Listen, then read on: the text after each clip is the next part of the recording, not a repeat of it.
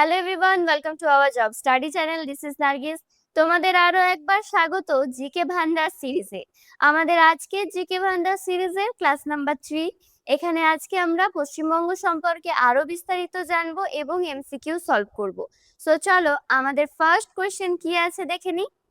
দেখো আমাদের first question, বাংলার দুঃখ বলা হয় কোন নদীকে? এখানে অপশন রয়েছে option A Damodar, option B Ganga, option C Hooghly এবং option D Ajay.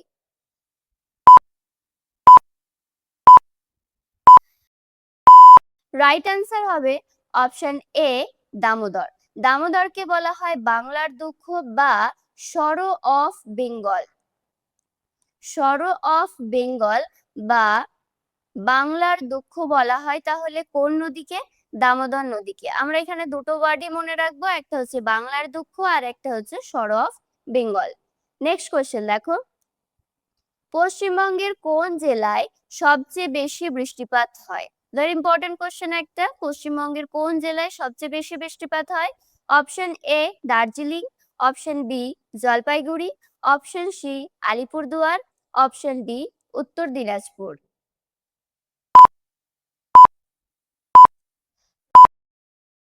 Right answer হয়ে যাবে option C Alipurduar.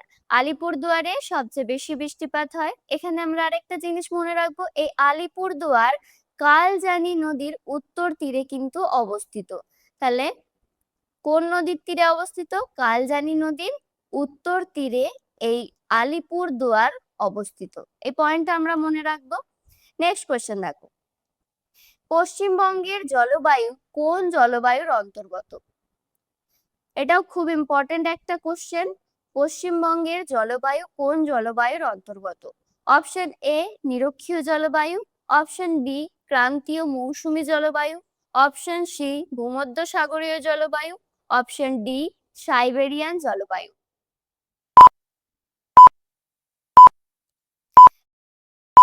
Right answer হয়ে যাবে অপশন বি ক্রান্তীয় মৌসুমী জলবায়ু।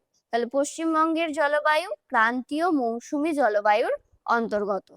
নেক্সট কোশ্চেন, পশ্চিমবঙ্গের কোথায় রাবার চাষ হয়?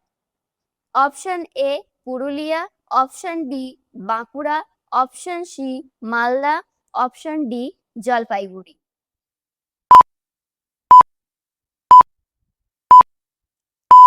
রাইট অ্যান্সার হবে অপশন ডি জলপাইগুড়ি। জলপাইগুড়িতে রাবারের চাষ হয়। পশ্চিমবঙ্গের মূলত উত্তরবঙ্গের পাহাড়ি এবং ডুয়ার্স অঞ্চলে রাবারের চাষ হয়। জলপাইগুড়ির পাশাপাশি যেসব জায়গায় এই রাবার চাষ হয় সেগুলো আমরা একটু জেনে নিই।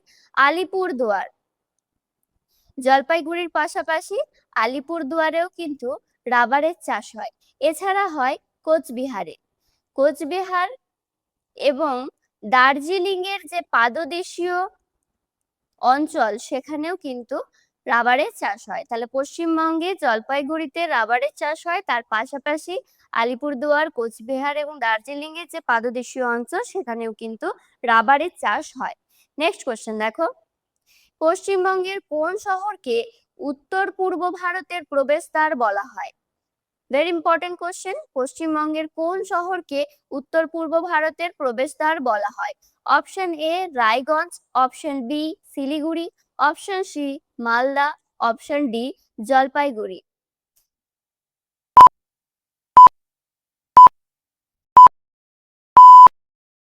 রাইট অ্যান্সার হবে অপশন বি শিলিগুড়ি। শিলিগুড়িকে বলা হয় উত্তর পূর্ব ভারতের প্রবেশদ্বার। এই শিলিগুড়ি প্রধানত মহানন্দা নদীর তীরে অবস্থিত। তাহলে শিলিগুড়ি কোন নদীর তীরে অবস্থিত? মহানন্দা তীরে। এছাড়াও এর পূর্ব দিকে যে নদী প্রবাহিত হচ্ছে সেটা হলো কিন্তু তিস্তা। শিলিগুড়ি মূলত মহানন্দা নদীর তীরে অবস্থিত এবং এর পূর্ব দিকে যে নদী প্রবাহিত হয়েছে সেটা হচ্ছে তিস্তা।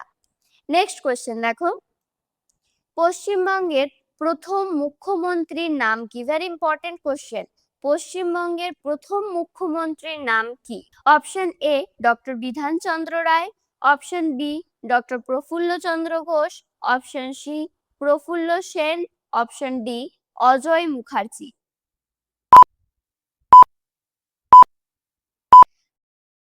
রাইট অ্যান্সার হবে option D, doctor Prafulla Chandra Ghosh. পশ্চিমবঙ্গের প্রথম মুখ্যমন্ত্রী ছিলেন ডক্টর প্রফুল্ল চন্দ্র ঘোষ।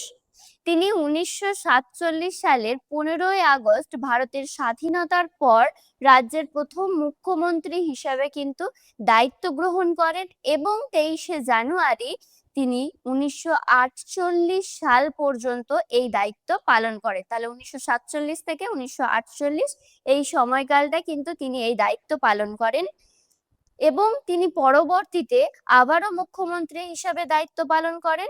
সালটা ছিল 1967 সাল।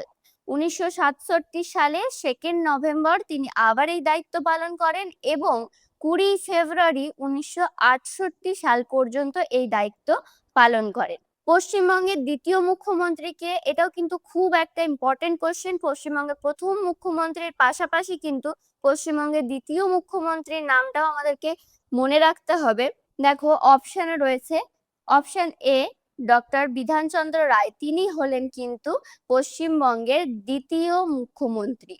এখানে আরো অপশনে দেখো প্রফুল্ল শেঠ, তিনি কিন্তু তৃতীয় মুখ্যমন্ত্রী পশ্চিমবঙ্গের এবং অজয় মুখার্জি কিন্তু চতুর্থ মুখ্যমন্ত্রী। এই জিনিসগুলো আমরা একটু মনে রাখবো। নেক্সট কোয়েশ্চেন দেখো, পশ্চিমবঙ্গের প্রথম মহিলা মুখ্যমন্ত্রীর নাম কি? Option A Nandini Chakraborty, option B Padmaja Naidu, option C Ila Majumdar, option D Mamata Bandyopadhyay.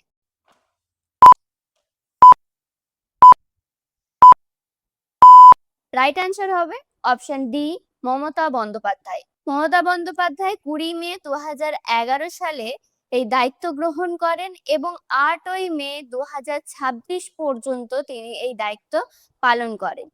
Next question দেখো, পশ্চিমবঙ্গের প্রথম রাজ্যপালের নাম কি? পশ্চিমবঙ্গের প্রথম রাজ্যপালের নাম কি? এটাও কিন্তু খুব ইম্পর্টেন্ট একটা question. Option A Chakravarti Raja Gopalachari, option B doctor Kailashnath Katju, option C doctor Harendra Kumar Mukhopadhyay, option D Shanti Swarup Dhawan.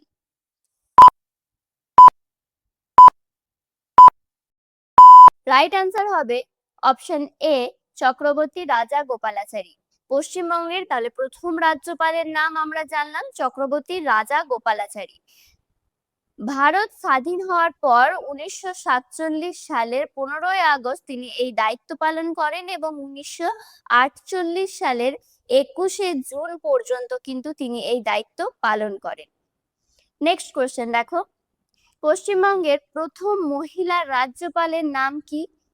এটাও খুব ইম্পর্টেন্ট একটা কোশ্চেন। পশ্চিমবঙ্গের প্রথম রাজ্যপালের নামের পাশাপাশিও কিন্তু আমাদেরকে পশ্চিমবঙ্গের প্রথম মহিলা রাজ্যপালের নামও মনে রাখতে হবে। Option A Nandini Chakraborty, option B Ila Majumdar, option C Padmaja Naidu, option D Rama Devi.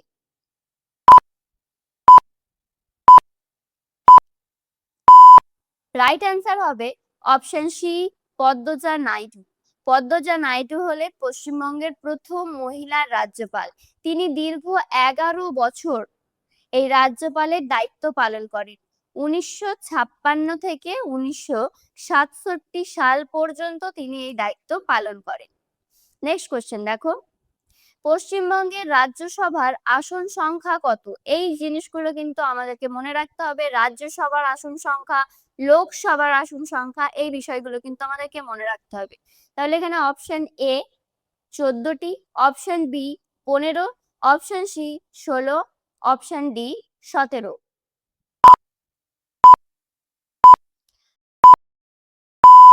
Right answer হয়ে যাবে অপশন সি 16টি। তাহলে পশ্চিমবঙ্গের রাজ্যসভার আসন সংখ্যা আমরা মনে রাখবো কয়টি? 16টি। নেক্সট কোশ্চেন দেখো, পশ্চিমবঙ্গের লোকসভার আসন সংখ্যা কত? এখনই আমরা জানলাম রাজ্যসভার আসন সংখ্যা, এবার আমাদেরকে মনে রাখতে হবে পশ্চিমবঙ্গের লোকসভার আসন সংখ্যা। Option A 16, option B 18, option C 42, option D 294।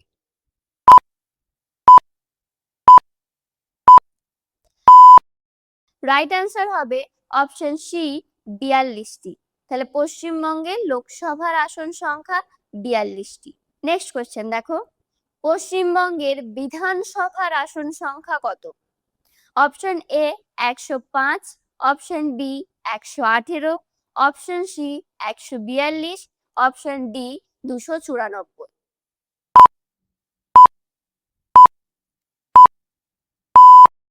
Right answer হবে অপশন ডি 294। তাহলে পশ্চিমবঙ্গের বিধানসভার আসন সংখ্যা 294। তাহলে আমরা পশ্চিমবঙ্গের লোকসভার আসন সংখ্যা, রাজ্যসভার আসন সংখ্যা এবং বিধানসভার আসন সংখ্যা এই বিষয়গুলো কিন্তু মনে রাখবো। নেক্সট কোশ্চেন দেখো, পশ্চিমবঙ্গের কোন জেলাকে রাঙামাটির দেশ বলা হয়? অনেক সময় কোশ্চেনটা রিপিট হয়। পশ্চিমবঙ্গের কোন জেলাকে রাঙামাটির দেশ বলা হয়? Option A Purulia, option B Bankura, option C Birbhum, option D Paschim Medinipur.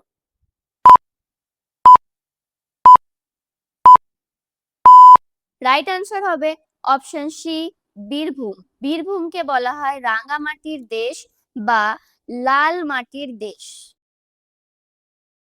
এই দুটো বিষয়ই আমরা মনে রাখবো, লাল মাটির দেশ বা রাঙামাটির দেশ। নেক্সট কোয়েশ্চেন দেখো, পশ্চিমবঙ্গের কোন শহরকে পূর্ব ভারতের প্রবেশদ্বার বলা হয়? আমরা এর আগে কোশ্চেনে পড়লাম পশ্চিমবঙ্গের কোন শহরকে উত্তর পূর্ব ভারতের প্রবেশদ্বার বলা হয়। এখন আমরা জানবো পশ্চিমবঙ্গের কোন শহরকে পূর্ব ভারতের প্রবেশদ্বার বলা হয়। দেখো, option A Kolkata, option B Durgapur, option C Nabadwip, option D Siliguri.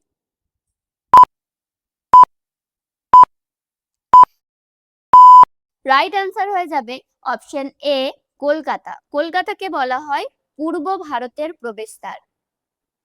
উত্তর পূর্ব ভারতের প্রবেশদ্বার আমরা জেনেছি শিলিগুড়িকে বলা হয়, পূর্ব ভারতের প্রবেশদ্বার বলা হচ্ছে কলকাতাকে। কলকাতা বন্দর সমগ্র পূর্ব ভারতের বাণিজ্যিক এবং যোগাযোগের প্রধান মাধ্যম।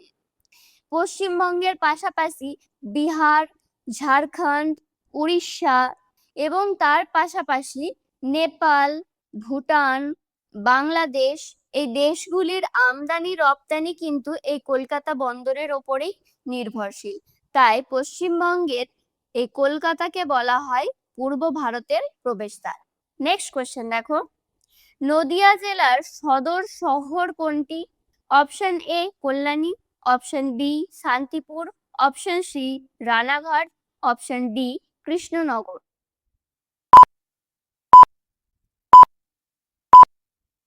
রাইট অ্যান্সার হবে option D Krishnanagar.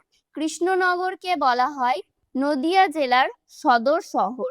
Next question দেখো, পশ্চিমবঙ্গের মুখ্যমন্ত্রী হিসাবে সবচেয়ে বেশি দিন পদে ছিলেন কে? Option A Mamata Bandyopadhyay, option B Jyoti Basu, option C doctor Bidhan Chandra Roy, option D doctor Prafulla Chandra Ghosh.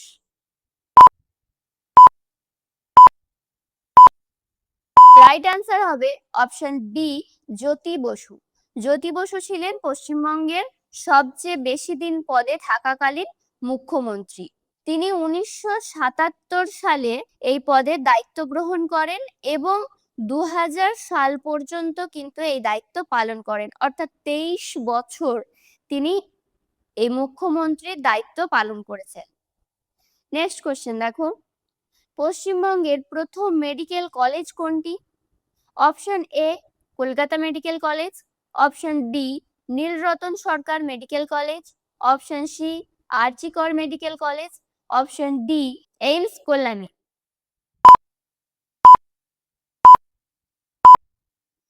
Right answer হবে option A Kolkata medical college. পশ্চিমবঙ্গের প্রথম medical college Kolkata medical college. 1835 সালে এটি প্রতিষ্ঠিত হয়। নেক্সট কোশ্চেন দেখো, পশ্চিমবঙ্গের একমাত্র আন্তর্জাতিক বিমানবন্দর কোনটি? পশ্চিমবঙ্গের একমাত্র আন্তর্জাতিক বিমানবন্দর। Option A Kazi Nazrul Islam airport, option B Netaji Subhas Chandra Bose আন্তর্জাতিক বিমানবন্দর, option C Balurghat airport, option D Behala airport.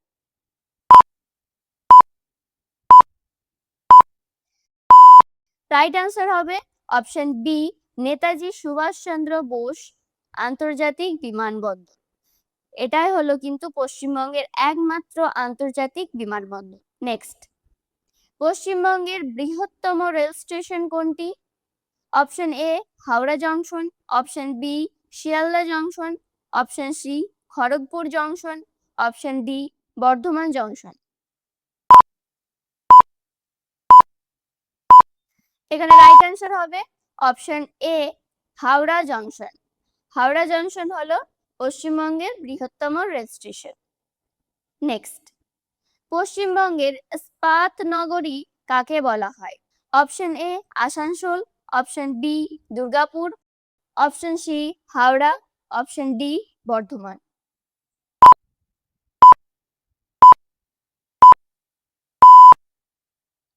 Right answer হবে অপশন বি দুর্গাপুর।